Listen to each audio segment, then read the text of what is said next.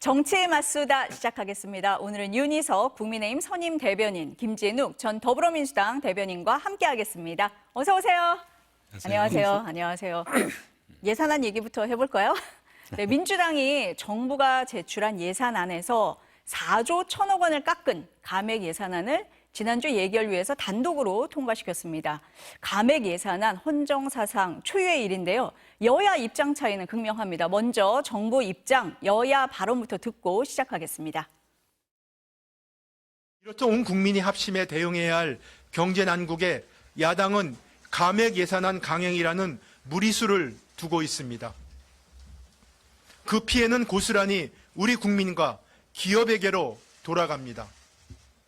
대내 악재에 대응할 여력이 줄고 불확실성이 증폭되며 우리 재정 운영 역량에 대한 신뢰를 떨어뜨려 국가 신인도도 훼손될 수 있습니다.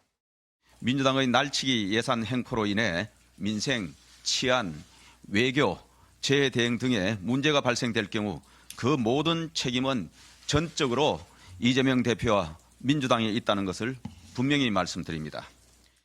문제된 특활비, 어디다 쓰는지도 모르는 특활비를 삭감한 것인데 이것 때문에 살림을 못하겠다고 하는 건 사실 좀 당황스러운 얘기죠.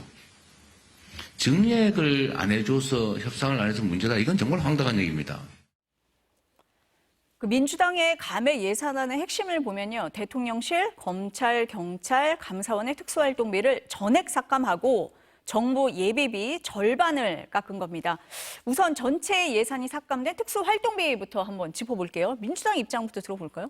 일단 민주당에서 왜 이번에 이렇게 예산을 삭감할 수밖에 없었는가 하는 부분을 보면 일단 정부 여당의 사무, 그러니까 무책임, 무성의, 무능력, 무대책 이 부분을 지적하지 않을 수 없다라고 생각을 합니다.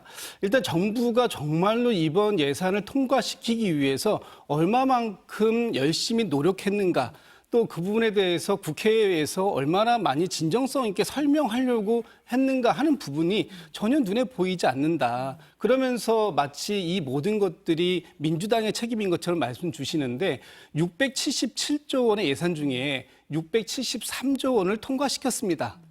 그리고 불과 4조 원 정도를 이제 저희가 감액한 건데 그중에서 2조 4천억 정도의 예비비 삭감했고요.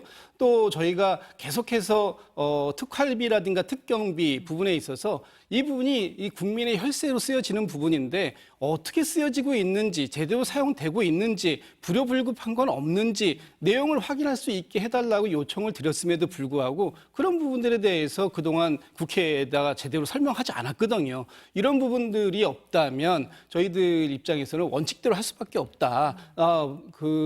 지금 설명한 같은 이 특경비나 특활비를 가지고도 설명한 부처가 있거든요. 그런데 저희가 다 그 필요성을 인정하고 그대로 다 예산에 반영했다 하는 부분에서 지금 뭐 검찰, 대통령실 등의 이 특경비, 특활비 삭감 부분에 대해서 아마도 저희 민주당 야당을 설득하는데 너무 무성의, 무대책하지 않았는가 하는 부분에 대해서 뭐 말씀드리고 싶습니다. 어땠어요? 우리나라가 뭐 신생 독립국도 아니고요. 헌법 제정해서 헌정을 한 지가 75년이 넘었잖아요. 그러면 무수한 정권이 교체가 되고 쭉 지나왔는데 그러면 대통령실의 특활비 같은 경우에 그럼 낱낱이 국민들께 다 공개해야 되는 뭐 그런 경우가 있었나요? 문재인 정부 때도 살펴보시면 22년도 한 2년 한 반 정도 됐을 겁니다. 지금 국회의원 대신 박수현 당시 국민소통수석이 이런 자랑을 해요. 문재인 정부 청와대는 96억 원 정도밖에 안 되는 특활비를 이번에 예산으로 통과시켰다. 상당히 적다. 이런 얘기 한단 말이에요. 근데 이번에 용산 대통령실에서 정부에서 이제 계상해서 올려놓은 예산은 82억 원이에요. 훨씬 더 적어요. 근데 그거를 전액 삭감을 해요. 그러니까 논리는 이거 안 밝혀서라는 거예요. 그럼 민주당이 정권 한 번도 안 잡은 당이었으면 제가 모르겠는데 적어도 3번 잡았잖아요. 그 당시에 어떤 일이 있었느냐. 그럼 그때 검찰, 경찰, 감사원 여기서 특활비, 특경비 이런 것에 대해서 국회에서 통제가 안 되기 때문에 그럼 삭감해야 된다. 그런 논리는 왜 없었을까요? 이 공개를 다 할 수 없는 상황을 다 인식하고 인정을 했다는 얘기입니다. 그런데 이제 와서 윤석열 정부가 뭔가 검찰, 경찰, 감사원 등등 동원해서 민주당을 압박한다. 이 정치론이 딱 하나 가지고 특활비, 특경비 이거를 전액 삭감을 하고 국회 특활비, 특경비는 합쳐서 195억 원인데 하나도 손을 안 대고 핑계대는 게 2018년도에 홍준표 당시 자유한국당 대표의 이 특활비 뭐 유용 이것 때문에 그때 많이 깎았기 때문에 깎을 필요가 없었다. 이런 얘기를 하고 있습니다. 지금 24년도인데요. 그래서 민주당에서는 논리를 만들어서 얘기는 하고 있지만 전혀 납득이 안 되는 논리를 가지고 이 예산 삭감 사태에 대해서 방어만 하고 있다. 이런 말씀을 먼저 드리고 싶습니다. 그러니까 사정기간만 콕 집어서 한 것은 의도가 있는 거다. 그렇죠. 이렇게 보시는 것 같은데요. 그렇습니까? 그러니까 지금 방금 전에 말씀 주셨던 것처럼 이 특경비나 특활비의 필요성 자체를 저희가 부정하는 게 아니에요. 필요합니다. 그러나 이 그 특활비, 특경비가 제대로 쓰여지고 있는지에 대해서 확인을 해볼 필요는 있다. 그것이 야당이 국회에서 가지고 있는 이 예산안에 대한 심의권과 확정권 아니겠습니까? 그런데 그동안 밝혀진 바에 의하면 지금 특활비, 특경비가 굉장히 중요하다는 말씀을 하시는데 그 돈 가지고 뭐 했냐? 저희가 봤잖아요. 이 공기청정기 렌탈비로 쓴다든지 아니면 휴대폰 요금을 낸다든지 아니면 회식비로 낸다든지 이런 식으로 사용하는 부분들에 대해서 본인들이 반성을 먼저 좀 하는 부분이 필요하지 않겠나. 그리고 저희가 이 특활비에 대해서 특경비, 특히 검찰의 특수활동 경비에 대해서 특경비에 대해서는 인정할 수 있다. 다만 어떻게 그동안 사용되었는지 내역을 확인할 수 있게만 해주라. 그렇다면 이 부분에 대해서는 살려주겠다라는 말도 했어요. 그런데도 불구하고 안 했단 말이죠. 지금 이 정부나 혹은 지금 국민의힘이 과연 이번 이 특경비나 특활비를 살리고자 하는 의욕만큼 다른 예산이 필요하다라고 정말 생각했다면 아마 이 부분에 대해서 저는 좀 성실하게 설명하려고 했던 그런 노력이 있지 않았을까. 지금 과연 이 정부가 내년도 예산안을 가지고 뭘 하려고 하는 의지는 있는가 하는 부분을 근본적으로 의심할 수밖에 없는 상황이다. 이런 말씀 드리고 싶습니다. 사용 내역을 좀 일정 부분 설명을 할 수는 없는 상황인 겁니까? 어떻습니까? 특활비는? 특수라는 단어가 들어가서 특활비, 뭐 특경비 이런 이제 특자가 들어가는 이유를 우리가 알아야 되잖아요. 공개하면 공개할 이익보다 공개하지 않아서 얻게 되는 이익이 더 클 경우에 거기에 대해서는 예외적으로 편성할 수 있는 것이라 특자가 붙어서 우리 예산에 이제 반영된다 이렇게 봐야 되잖아요. 그래서 지금까지 완벽하게 공개하지 않아도 예산에 계상되어 왔었던 그 상황을 우리가 이해할 수 있는 거지 않습니까? 예를 들어 특수활동비 같은 경우 검찰이나 경찰 경우에 정보를 취득하기 위한 활동 그건 무수히 많아요. 그거를 일일이 뭐다 밝힌다는 것 자체가 정보 수집 활동에 도움이 된다고 생각하지 않습니다. 그런 경우까지 다 생각을 한다면 민주당에서 물론 어느 정도 삭감은 한다고 볼 수 있지만 전액을 삭감한다는 것이 무엇을 의미하느냐. 그 부분에 있어서 민주당의 전략상의 어떤 뭐 소홀함 이런 것이 보인다는 말씀을 드리는 거예요. 제가 만약에 예산 담당자라면 정부에 아예 문재인 정권, 노무현 정권 때까지 소급해서 특활비 그럼 다 하면 어떻겠느냐고 민주당에 물어보고 싶어요. 그때는 어떻게 운영됐는데 정부 운영을 어떻게 했길래 그럼 예산을 이렇게 썼습니까? 그 얘기까지 가야 됩니까? 그런 게 아니잖아요. 이 나라가 정부 수립 이후에 보수 우파만의 나라가 아니었잖아요. 그런 관행과 그런 어떠한 전례 이런 것들을 전혀 고려하지 않고 지금 이 순간만 봐서 이 정권이 너무 밉고 이 정권이 본인들을 압박하는 것 같으니 그 손과 발을 묶겠다. 이러한 태도는 수권정당을 자임하는 민주당 글쎄요. 국민들께서 그것을 받아들일 수 있을지 저는 의문이 엄청 커집니다. 저희 네. 반박을 좀 안 너무 드릴 미워서 수는 그런 있는데 거다. 저희가 이렇게 사실 지금 말씀하시니까, 이 네. 정부가 미워서라기보다는 어쨌든 간에 그동안의 관행에 기대서 잘못했다고 저희도 비판 많이 받았지 않습니까? 야당 시절에 저희 비판 많이 하셨잖아요. 그래서 저희가 지금 야당이 제대로 된 견제를 좀 해보겠다라고 얘기하는데 그것을 예전에 당신들이 견제 안 받았으면서 왜 견제하느냐 이런 식의 논리는 네. 지나친 부분이 있다 이렇게 생각되고 또 하나는 지금 똑같은 정부 기관인데 특히 대통령 경호처 같은 경우에도 이번에 특활비 특경비 저희가 그대로 적극적으로 반영했습니다. 왜냐, 저희가 다 일일이 10원 한 장까지 보겠다라는 건 아니잖아요. 과연 이 경비들이 세금을 통해서 만들어졌다면 정상적으로 써야 할 곳에 쓰여지고 있는지 그런 부분들에 대한 확인은 필요한 거 아닙니까? 그런 확인을 해보려고 했더니 검찰에서 저희한테 갖다 준 자료가 다 지워가지고 도대체 뭘 한 자료인지 확인할 수 없는 이런 자료 가져오고 주십시오. 이렇게 얘기하는 건 좀 너무 염치 없는 행위가 아니냐 그렇게 말씀드리는 거죠. 염치 말씀하셨으니까 제가 여기까지 얘기를 해야 되겠어요. 이재명 대표가 경기도지사 시절에 도민의 세금을 가지고 뭐 국비도 포함됐을 거예요. 국민의 세금을 가지고 전혀 엉뚱한 데 써서 재판에 넘겨졌잖아요.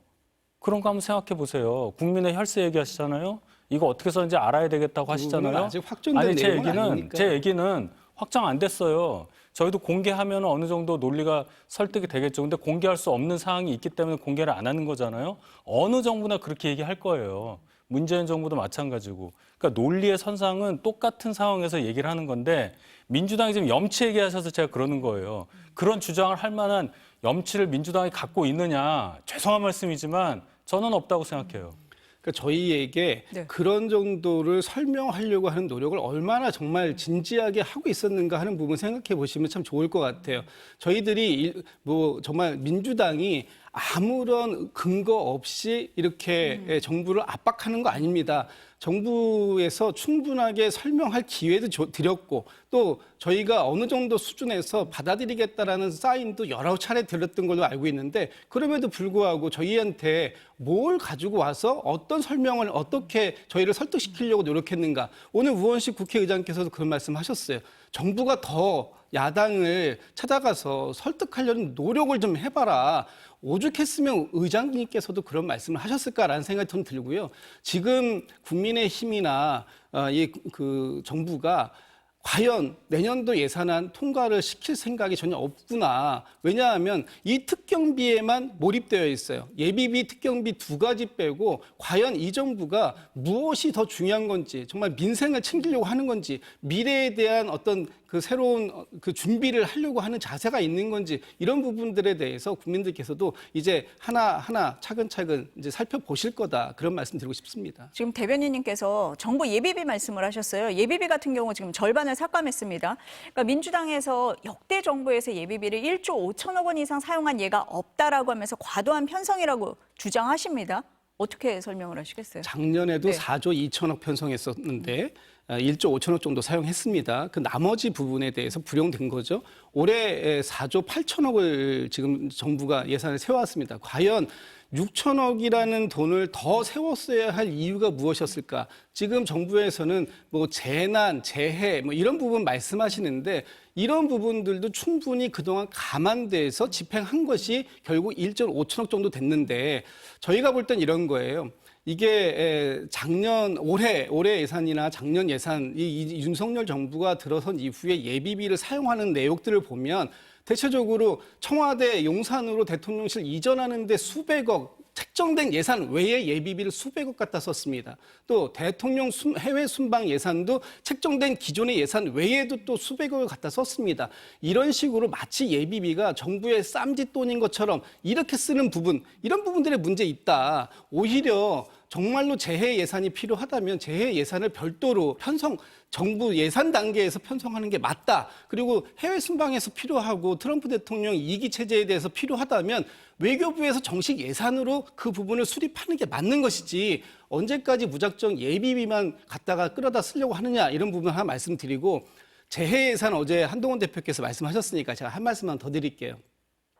재해 예산에 대해서 예비비가 없기 때문에 재해 예산을 감당할 수 없다. 1조 5천억 정도를 평균적으로 썼는데 저희가 이번에 예비비 2조 4천억 편성했습니다. 9천억을 더 편성해놨어요. 만약에 이것으로도 재해 예산이 부족하다고 하면은 우리나라 이 국가재정법에 보면 예비비로 어떤 재해 예산을 감당할 수 없을 때 이때 국고 채무 부담 행위라는 소위 외상 같은 거 할 수 있는 이런 부분이 열려 있고요. 이것에 대해서 올해 재원은 1조 5천억 마련되어 있기 때문에 마치 예비비 2조 4천억 원 삭감 때문에 민생 경제, 특히 재해 예산이 완전히 삭감된 것처럼 말씀하시는 건 국민에 대한 오도의 말씀이다. 이런 말씀 드리고 싶습니다. 예비비라는 이름을 잘 보시면 이해를 할 거예요. 그거 많이 남아서 불용 처리되면 그건 국고 계속 하면 되는 거예요. 안 쓰면 되는 거니까. 미리 쓸 돈을 이렇게 계상을 해놨다고 해서 다 쓰는 거 아니니까 말씀하셨잖아요. 1조 5천억밖에 안 쓰고 6천억 남았었다. 작년에도 뭐 얼마 남았었다. 남은 건 남는 대로 있는 겁니다. 그거 계상했다고 해서 이거를 삭감하는 것에 대한 논리를 드는 거는 이거 어떻게 될지 모르는 건데 잡아놓은 그 저희를 이걸 다 쓰겠다는 게 아니잖아요. 말씀하신 대로 다 안 써요. 근데 이걸 굳이 삭감을 미리 할 이유가 있느냐? 그러면 예비비 나중에 많이 썼다 그러면은 사후 통제하면 되는 거예요. 그렇게 얘기하면 되는 겁니다. 그 논리라면 작년 예비보다 훨씬 넘게 썼다든지 이러면 가능한 얘기예요. 근데 남았다면서요. 6천억 남았잖아요. 그러니까 삭감할 근거가 없는 겁니다. 그 논리대로라면. 과다 계상이 됐다 이렇게 말씀을 그러니까 하시는 왜 거잖아요. 제가 이 예. 말씀 드리려면 깎을 데가 없으니까 그런 거예요. 그리고 민주당에서 지금 뭐 민생경제 얘기를 하는데 민주당이 정말 민생경제 생각하면요. 호남선 고속철도 관련한 예산도 깎으면 안 되는 겁니다. 그것도 깎았어요. 막 하다가 보니까 정교하지 않게 깎았다는 얘기예요. 그리고 지금 이 정부에서 추진하고 있는 것도 자 전공의 지원 사업 관련 예산 깎았고 동해 시추하겠다고 하니까 그거 우리나라 큰 도움 된다면서 윤 정부에서 추진하다 그것도 깎았어요. 거의 뭐 10%도 안 남았습니다. 이런 식으로 한단 말이에요. 원자로 수출 관련한 그런 예산들도 다 깎아버렸어요. 딱 고기만 깎았단 말입니다. 그러면서 무슨 민생을 얘기해요. 그건 말이 안 되는 얘기잖아요. 네. 네. 지금 네. 저희가 이제 일부 불효불급한 부분에 대한 예산 삭감이 있었습니다. 그리고 저 예비비부터 먼저 하나 말씀드릴게요. 예비비 말씀드리니까 다 안 썼다. 그래서 국고에 남는데 그게 무슨 문제냐? 그렇게 남아서 다 안 쓸 수 있는데 왜 예비비 삭감했다고 이렇게 난리를 치시는 겁니까? 뭐 마치 지금 어제 대통령실의 반응도 그렇고 오늘 한동훈 대표의 반응도 예비비 삭감했다고 해서 저희가 마치 이 나라의 민생을 막 무너뜨리고 정부를 전복시키는 그런 것처럼 그렇게 과도하게 말씀 주시고 공격하시는 부분은 지금의 예산안을 수정하고 또 협의해서 타협하는 과정 중에 있는 이 상황 속에서 전혀 도움이 안 된다 이런 말씀 좀 드리고 싶고 저희들 민주당에서 일부 삭감된 부분들이 있습니다. 그런데 저희들도 더 증액시키고 싶어서 상임위 차원에서 이렇게 증액해놓은 부분도 있거든요. 그럼에도 불구하고 그런 부분들까지 포기하면서 저희들도 민생 예산 챙기고 싶은 거 있지 않습니까? 그럼에도 불구하고 그걸 챙기지 못하면서도 포기하고 이번 예산의 원칙을 들이댄 건 얼마든지 저희도 여전히 정부 여당이 수정안을 가지고 오면 그 부분에서 논의할 여지도 좀 남겨놓은 것이고요. 오늘까지 예산안을 부의하지 못하게 되면 정부 예산안이 자동으로 부의되게 되어 있는데 지금 정부가 사실 그거 하나 믿고 야당과의 예산 협의에 무성의하게 나온 부분 이런 부분들이 있는 거 아닙니까? 저희들이 이렇게 갑자기 예산 삭감한 내용 가지고 예산을 가지고 부의하겠다라고 강하게 나오니까 이제서야 지금 협상하자 아니면은 뭐 이게 민생 부분에 있어서 굉장히 큰 문제가 있다 이런 식으로 지금 나오시는데 이 그동안의 국민의 힘에서 또 특히 정부에서 야당에게 얼마나 많은 예결위 차원에서의 이 협조를 구하는 노력을 했는지 반성하고 그런 말씀 좀 하셨으면 좋겠다 이런 말씀 드리고 싶습니다. 그러니까 말씀하신 대로 내년도 예산안 법정 처리 시한이 오늘이기는 했어요. 근데 우원식 국회의장이 오늘 예산안 상정을 안 했습니다. 여야가 협상을 하라는 거예요. 정기국회 끝나는 12월 10일까지는 처리를 해야 한다라고 했습니다. 근데 두 번 말씀을 들어보니까 이거 협상이 될까? 이런 생각이 들거든요. 협상을 네. 해야 되겠죠. 네. 그런데 지금 사실은 저희가 예전에도 이런 경우가 많이 있었습니다. 그럴 때 가장 발벗고 나설 사람이 누구냐 하면 집권 여당의 원내대표 아니신가요? 집권 여당의 원내대표가 사실은 이 당에서 이 국가 정부에서 만들어 온 예산안을 통과시키기 위해서 최선의 노력을 다해야 되는 책임을 갖고 있는 거죠. 그럼에도 불구하고 엊그저께 우원식 의장께서 여야 원내대표하고 회동을 제안하셨습니다. 그런데 그 부분에 있어서 바로 이런 지하에 거절의 의사를 표명하시더라고요. 이런 자세를 가지고 과연 정부가 혹은 국민의힘이 이번 예산안을 제대로 통과시키려고 하는 의지가 있는 것이냐. 마치 통과가 안 되게 하고 이것을 야당의 책임으로 돌리려고 하는 거 아니냐. 이런 오해를 살 수밖에 없는 그런 행위를 하고 계시더라고요. 그래서 저는 오늘 우원식 의장께서 앞으로 일주일 정도, 한 8, 9일 정도의 시간을 더 벌어주셨기 때문에 최대한 저희도 열린 마음으로 협상에 임하겠습니다만 지금의 여당의 자세라면 또 대통령실의 자세라면 아마도 협상이 순탄하지는 않을 것 같다라는 그런 예상을 좀 해보고 있습니다. 저희가 민주당과의 이 협상이 사과가 선행되지 않으면 어렵다라고 지금 이 순간까지 얘기하는 것은 민주당의 태도가 집권 야당이라는 말을 들을 수 있을 정도로 큰 정치적인 영향력을 갖고 있음에도 불구하고 너무 거칠기 때문이에요. 22년 3월 달에 우리 국민은 임기 5년에 정부를 출범을 시키는 선거를 통해서 윤석열 대통령을 대통령으로 뽑았잖아요. 그럼 5년 동안은 일을 할 수 있도록 도와주는 게 맞는 건데 지금 2년 반 넘게 민주당이 지금 해오고 있는 행태를 보면 이거 일을 하라고 하는 건지 물론 여소야대라 그렇다고 볼 수도 있겠지만 제도의 미비라고 저 보는데 어찌되었건 예산 단계까지 이제 발목을 잡아서 아무것도 못하게 하고 국가의 중요한 자리에 있는 분들에 대해서 탄핵을 남발해서 탄핵 소추에 관련한 헌재 결정이 있기 전까지는 아무것도 못하게 만드는 그런 식물 정부 만들겠다는 그런 의도까지 합쳐지니까 저희 입장에서 소수 여당이 할 수 있는 일이 없어요. 그래서 저희는 이 상황에 대해서 국민들께 정확하게 전달해야 된다 이런 말씀을 드리고 국정 운영에 무한 책임을 진 여당, 정부 여당 입장에서 이 사태를 방관하지는 않습니다. 오죽하면 민주당 출신 우원식 의장도 오늘 안 된다고 하시는 말 뜻은 물론 저희를 질책하는 것도 있겠지만 민주당도 그러면 안 된다는 얘기를 한 거예요. 전액 삭감이 뭡니까? 국회에서 윤석열 정부가 역점으로 추진하고 있는 것을 거의 다 삭감하고 사정기관에 대해서만 특수활동비를 딱 전액 삭감하고 국회 특경비, 특활비는 그대로 남겨두고 이거 국민들께서 모르시지 않아요. 그럼 민주당의 사과가 선행되지 않으면은 일단 협상 시작이 좀 어려울 수 있다. 이렇게 보세요. 이제 어떻습니까? 추경호 원내대표와 네. 박찬대 원내대표 간의 어떤 소통 과정을 통해서 해결될 일이라고 보고요. 네. 일단 저희의 입장이 그렇다. 굉장히 저희 입장에서도 네. 민주당의 행태에 대해서 일단 분노가 앞선다. 물론 감정을 앞세우면 안 되겠지만 지금 상황이 이 정도로 거칠다. 이 말씀을 전달합니다. 네. 아까 대변인이 잠깐 말씀하신 내용 중에 특활비요. 국회 특활비, 특경비는 안 깎은 부분에 대해서 좀 비판이 있습니다. 그건 어떻게 보세요? 그러니까 그런 비판이 네. 있을 수 있습니다. 그리고 국회도 나름의 역할이 있는 거 아니겠습니까?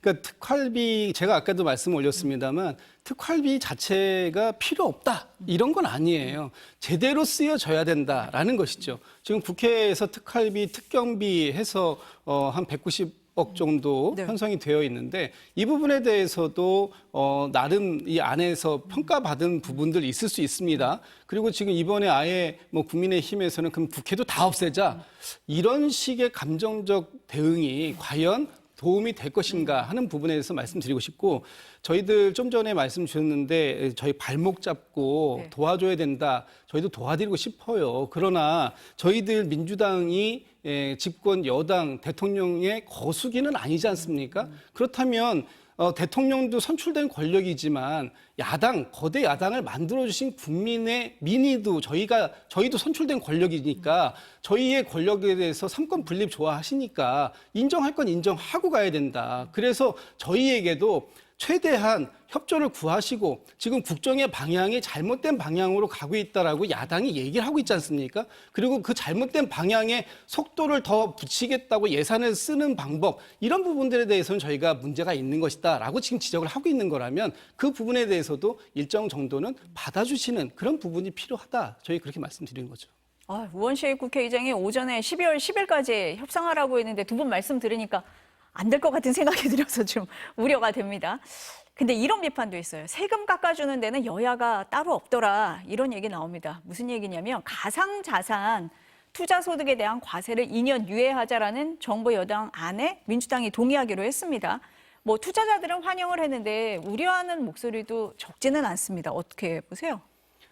우려하는 목소리 있으실 수 있습니다. 특히 과세가 필요하다라는 부분에 있어서도 또 어느 정도 형성된 부분도 있고요. 그러나 지금 이 부분이 약간 시기상조인 거 아니냐. 또 가상자산이 거래되고 있는 그런 곳이 정말 다양하거든요. 그중에서 국내에서 거래되고 있는 거 외에 해외에서 거래되고 있는 사안들에 대해서까지 그런 정말 지금 단계에서 과세를 할 수 있느냐. 그랬을 때 그 형평성의 문제에 대해서 또 문제가 지적이 될 수 있기 때문에 앞으로 2년 정도의 유예 기간을 갖고 그런 부분들을 정비한 이후에 과세하는 것이 지금으로서는 현실적이다. 그리고 그런 부분들을 많은 국민들이 지금 요구하고 계시다. 뭐 이런 부분들을 당에서도 수용할 수밖에 없었던 그런 상황이 아니었나 싶습니다. 일단 정부 여당에서는 뭐 민주당이 동의를 하신 거에는 환영을 하실 것 같습니다. 네, 그렇습니다. 네. 지금 뭐 여러 가지 상황, 특히 트럼프 2기 행정부가 들어오게 되면 가상화폐 관련한 긍정적인 정책을 많이 펼칠 것으로 예상이 되기 때문에 여기에 근거해서 투자하시는 많은 분들 입장에서는 당연히 환영을 하는 거고 거기에 맞춰서 정부 여당 그리고 야당과 함께 이런 정책의 근간을 만드는 것은 환영할 만한 일인데 과세 관련한 부분은 과세 대상자냐 아니냐에 따라서 입장이 다 바뀌는 거라 늘 찬반론이 있을 수밖에 없어요. 그렇죠. 상속세 같은 경우에 상속세 인하, 그다음에 인적공제 관련 부분 증액하는 거 민주당이 말을 바꿨어요. 그 부분도 잘 생각을 해야 되는데 지금 우리 상속세 관련해서는 97년 체제가 그대로 유지되고 있고 세율도 2000년 이후로는 바뀌지가 않았습니다. 2000년이면 24년 전인데 그 사이에 화폐 가치가 얼마나 떨어졌고 물가가 얼마가 늘어났냐, 올랐냐 이런 걸 감안을 하면 지금 그때 기준으로 만들어 놓은 기준으로는 전혀 지금 국민들로부터 공감받기 어렵다. 17년도에 상속세 과세 대상이 7천 명이 안 됐는데 작년 23년도에 2만 명이 넘었습니다. 그리고 세액은 훨씬 늘어나요.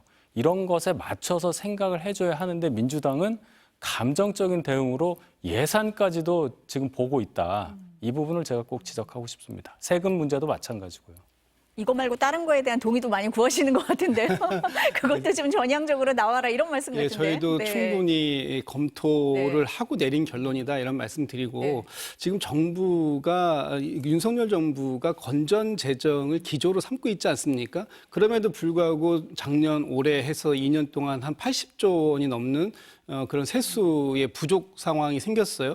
그럼에도 불구하고 자꾸 이 정부는 부자 감세를 주장을 하고 계시고 특히 이번에 상속세 같은 경우에 상속세 비율을 50%에서 40%로 감세하게 되면 사실 여기에서 대상이 되는 분들이 거의 슈퍼부자에 가까운 분들이기 때문에 이분들의 그 세금을 감액해 준다고 해서 과연 그것이 일반 국민들에게 얼마나 영향이 있을 것인가 하는 부분 그리고 특히 저희도 지금 많은 부분들을 이 정부에서 정부가 잘 되는 것이 우리 국민이 잘 되고 나라가 잘 되는 길이라는 부분에 거의 동의합니다. 그 부분에 대해서 저희가 반대하는 건 아닌데 순서가 있다. 지금 어떤 것이 가장 우선순위적으로 해결해야 되는 문제냐 하는 부분을 저희가 따지면서 하나하나 동의 절차를 밟아가고 있다. 이런 말씀 드립니다. 제가 그 슈퍼부자 얘기만 네. 하나 드릴게요. 지금 배우자 상속세 관련해서 인적공제가 5억이고요.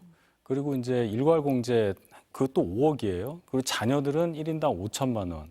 뭐 이렇게 돼 있어요. 근데 작년 기준으로 서울의 아파트값 평균 한 채가 12억 원입니다.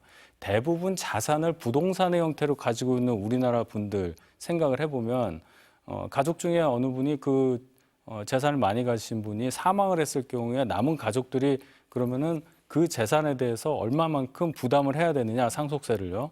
이 계산이 나오잖아요.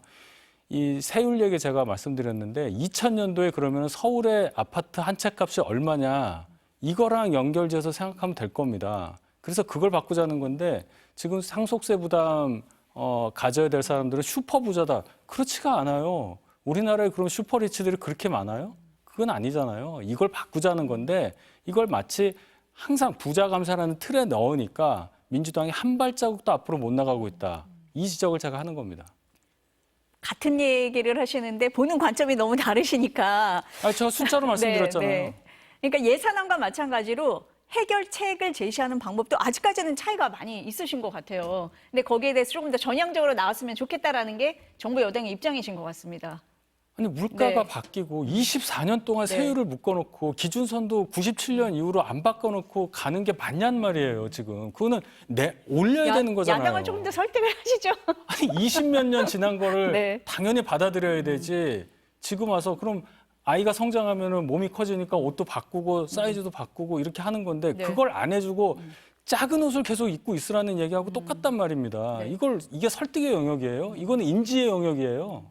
민주당 안에서도 뭐 논의가 많은 것 같으니까요. 그 부분에 지금 대해서는. 당내에서도 네. 지금 저희가 민생 경제라는 측면에서 볼 때 뭐 상속세뿐만 아니라 네. 지난번에 저희가 주식 관련된 부분도 금투세 부분도 네. 전향적으로 검토하기도 하고 하지 않습니까? 저희도 논의를 안 하고 있는 게 아니에요. 다만 지금 이 정부 여당에서 너무 하나에만 몰입되어 있고 전체적인 큰 그림 차원에서 얘기하는 게 아니기 때문에 저희들이 우선순위와 순서를 지금 먼저 가르고 있는 네. 중이다라는 말씀을 아까도 제가 드린 거고 지금 국민의힘에서 이번 상속세 그러면 세율만 낮추면 갑자기 이 경제가 엄청나게 좋아질 것처럼 그렇게 말씀하시질 않지 않습니까? 그런 것도 하나의 과정 중에 있는 것이지 지금 전체 경제를 어떻게 끌고 갈 것인가. 이번에 저희가 올해 지금 1%대 성장, 초유의 1%대 성장 다시 경험하게 될 것 같아요. 내년에 더 어려울 것 같습니다. 이제까지 외부의 요인, 예를 들면 IMF라든지 외환 위기라든지 이런 걸 제외하고 1%대 성장한 적 없지 않습니까? 그럼에도 불구하고 지금 정부나 여당이 내놓는 어떤 이 정책들을 보면 너무 근시안적이다. 지금 큰 바깥에서 큰 파도가 몰려오고 있는데 안에서 계속해서 좁쌀을 줍고 있는 것 같은 그런 모습들을 보여주기 때문에 저희가 지금은 그걸 논의할 단계가 아니다. 이런 말씀 드리는 거예요. 예산안 얘기하다 상속세까지 왔습니다. 예, 제가 아, 얘기를 네. 꺼냈는데요. 네. 민주당이 언제부터 이렇게 예. 경제를 걱정하고 경제 전문가인 것처럼 공부를 많이 하셨는지 모르겠어요. 기업 활동에 대해서 죄악시하고 부를 축적하는 것에 대해서 부정적으로 보는 시각을 극명하게 보여줬던 정당이 민주당이었다고 생각하고 지난번 금투세 관련한 논의에서 충분히 드러났습니다. 정책위 의장이라는 분이 부자 감사라고 딱 정의를 내려서 부자도 아닌 사람을 부자로 만들어 놓고서 거기에 대해서 계속 반대 입장을 견지하고 있어요. 부자의 정의에 대해서부터 민주당은 확실히 해야 될 거고 투자가 뭔지, 투자로 인한 소득에 대해서 어떻게 관리하느냐에 따라 경제에 어떤 영향을 미치는지 공부를 더 하셔야 된다고 생각합니다. 이 얘기는 여기서 마무리 짓고요. 다른 이슈로 좀 넘어가 볼게요. 진전이 안 돼서. 오늘 두 분이 이렇게 첨예하게 대립하고 계시고 여야도 대립을 하는데 오늘 국회에서는 또 대립하는 문제가 또 있습니다. 최재 감사원장과 이창수 서울중앙지검장 등 검사 3명에 대한 탄핵 소추안이 보고가 됩니다. 민주당은 모레 4일에 통과시킬 방침인데요. 특히 감사원장 탄핵 소추는 헌정사상 처음입니다. 여기는 뭐 헌정사상 처음이 너무 많아가지고 지난주 최재 감사원장이 직접 입장을 밝혔는데요. 먼저 들어보시겠습니다. 헌법 질서의 근간을 훼손하는 이러한 정치적 탄핵에 대해 매우 유감스럽게 생각합니다. 충분히 저희들은 그 논의 과정을 설명할 수 있도록 준비를 해드렸는데 왜 그 자료 제출 요구가 탄핵 사유가 되는지 저는 잘 납득하기 어렵고 매우 좀 당혹스럽습니다. 국감 때 저는 충실히 답변을 했다고 생각하고 저는 위증했다고 생각하지 않는데요. 저도 지금 정확하게 뭘 위증했다고서는 지금 저희들한테 제시하는 바는 없습니다. 자진 사퇴하실 의향도 있으십니까? 그런 생각 없습니다. 네, 저희가 뜨겁게 얘기하는 동안 국회 본회의가 열리고 있는데 탄핵 소추안이 보고가 됐답니다. 이례적으로 감사원이 긴급 기자회견도 열었거든요. 어떻게 보세요, 이 사안? 글쎄요, 이 감사원장까지 탄핵을 한다는 것 자체가 이게 맞지가 않아요. 감사원은요, 감사원장이 있지만 합의제 기관이에요. 7명, 감사원장 포함한 감사위원들이 감사의 방향도 정하고 그 일을 하는 건데 감사원장이 저렇게 되면은 일단 감사위원이 6명밖에 안 되겠죠. 누가 이제 감사원장 대리하냐 그건 변론으로 하더라도. 그러면 합의가 되겠습니까? 지금 성향을 보면 3대 3으로 보이는데 그럼 이 감사원 안 굴러가는 겁니다. 일반 행정부처가 아니에요. 일반 행정부처는 일반적인 일을 차관이 대행해서 이렇게 갈 수도 있겠지만은 감사원의 감사 기능은 대단히 예민하고 또 여러 해석을 낳을 수 있는 거기 때문에 이 긴밀하고 아주 신중하게 가야 되는 건데 이 기능이 안 된다, 합의 기능이 없어지는 이 상황, 민주당이 수권 정당이라면서요. 국정 운영의 무게를 완전히 간과한 국정 운영을 마치 그냥 아무나 해도 되는 것처럼 가볍게 여기는 그런 탄핵 시도라고 보기 때문에 이거 엄청난 비난을 받을 수밖에 없다고 봅니다. 그렇습니까? 지금 감사원장의 탄핵은 뭐 오늘 보고가 됐습니다만 내일 모레 이제 처리가 되겠죠. 자업자득이다라고 봅니다. 감사원만큼 독립성과 중립성을 지켜야 될 기관이 어디 있습니까? 그런데 지금 감사원장, 최재해 감사원장 취임하면서 일성이 감사원은 대통령을 보좌하는, 지원하는 기관이다 이렇게 얘기를 했습니다.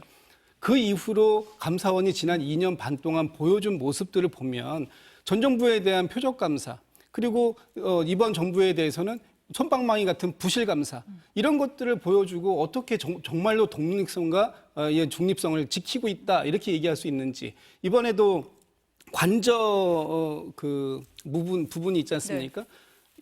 감사를 무려 1년 8개월 동안 합니다. 그러고 내놓은 결과가 너무나 부실합니다. 심지어는 그 모 특정 업체에 대해서 누가 소개했는지까지도 아무런 그 밝힘이 없는 상황, 이런 들 속에서 지금 감사원이 제대로 감사를 하고 있다? 이렇게 주장할 수 있는지 좀 제가 되묻고 싶고요.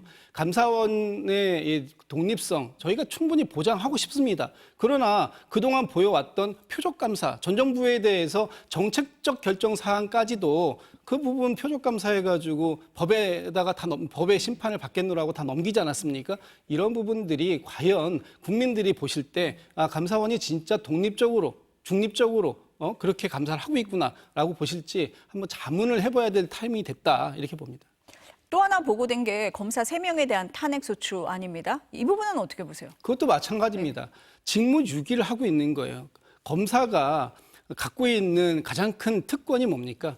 기소권입니다. 수사와 기소권을 임의적으로 행사했다. 예를 들면 검사가 수사를 해서 기소를 해야 할 것을 하지 않았다면 이것도 직무를 유기하는 것입니다. 그러나 이번에 이 사안에서 보면 김건희 여사에 대해서 2건의 사건이 있었습니다. 하나는 명품백 수수 뇌물 사건이 하나 있었고요. 또 하나는 도이치모터스 주가 조작 의혹 사건이 있었습니다.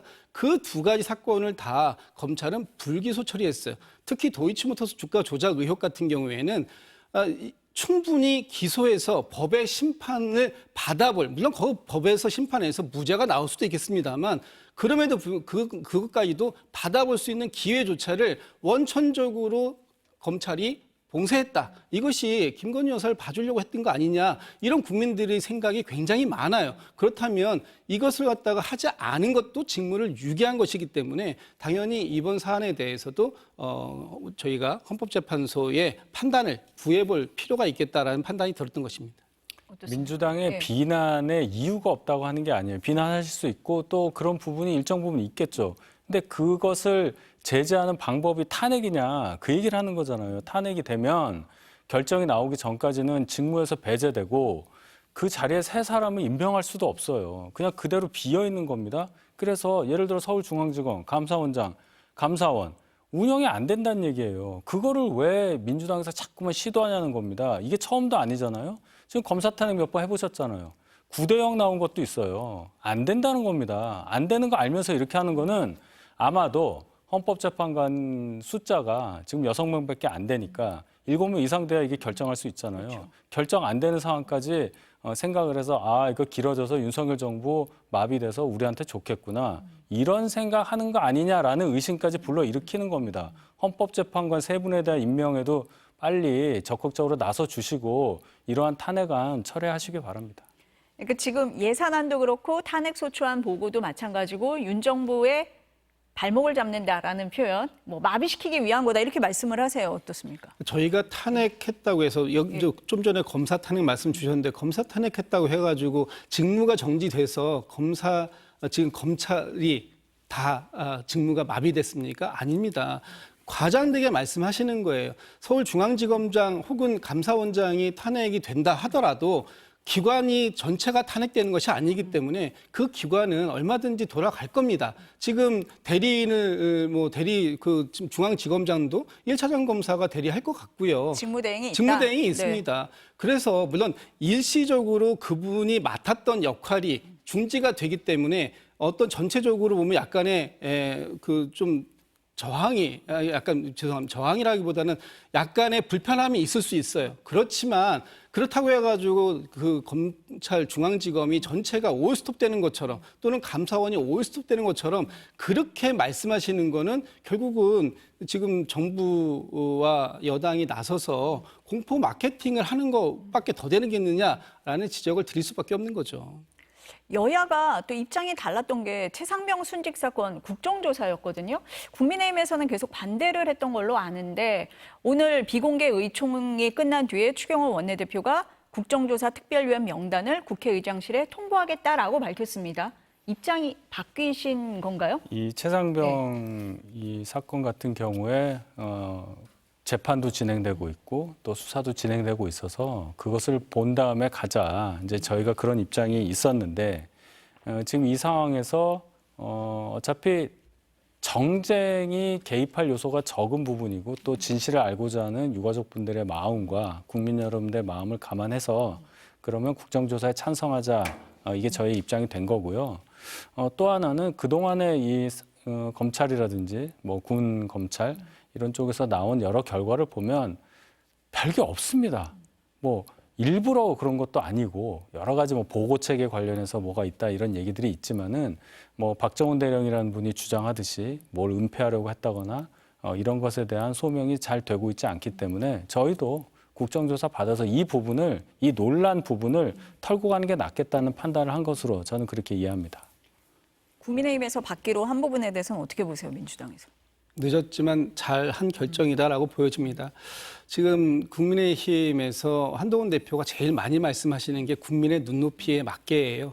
지금 최혜병이 순직한 지 1년 반 정도 지났습니다. 그럼에도 불구하고 아직까지도 이 사망의 원인 또 이 과정 속에서 외압이 작동됐었는지 이런 부분들에 대해서 하나도 밝혀진 게 없습니다. 공수처의 수사 결과를 지켜보자. 아직까지도 수사 결과가 나올 기미가 안 보이고 있고 최혜병 특검에 대해서 제3자 특검을 하겠다고까지 말씀하셨던 국민의힘이 국정조사마저 거부할 명분은 없을 것이다라고 보여지는데 어쨌든 이번 국정조사가 진행되는 과정 속에서 여당이 일방적으로 대통령과 또 대통령실에 대한 보호자 역할만 하려고 하지 않기를 당부의 말씀을 좀 드리고 싶습니다. 여야가 이렇게 대치하는 상황에 국민의힘에 하나는 여쭤봐야 될 것 같아요. 당원 게시판이요. 네. 논란은 이제 조용해지는 겁니까? 어떻습니까? 어느 정도 적어도 당 내에서는 이 부분에 대해서 뭐 공개적으로 의견을 표명한다든지 그런 일은 없으리라고 봅니다. 당 밖에서만 있습니까? 그러면? 애초에 시작이 당 네. 밖에서 시작된 거고 네. 장해찬 씨가 저희 당 당원이 아니에요. 또 다분히 본인의 어떤 지난 총선 공천 철회 과정 거기에 따른 개인적인 어떤 이유 때문에 이게 커진 게 아닌가 그런 생각이 들거든요. 그래서 거기에 대해서는 따로 저희가 대응을 할 텐데 네. 추경호 원내대표도 말씀하셨듯이 적어도 당내에서는 여기에 대해서 더 이상 이게 더 커지게 하는 그 발언이나 여러 가지 행태 이런 것들은 없을 것이라고 저는 생각합니다. 그러니까 추경호 원내대표가 냉각기를 갖자라는 얘기가 나온 게 다음 주에 김건희 여사 특검법 재표결이 있잖아요.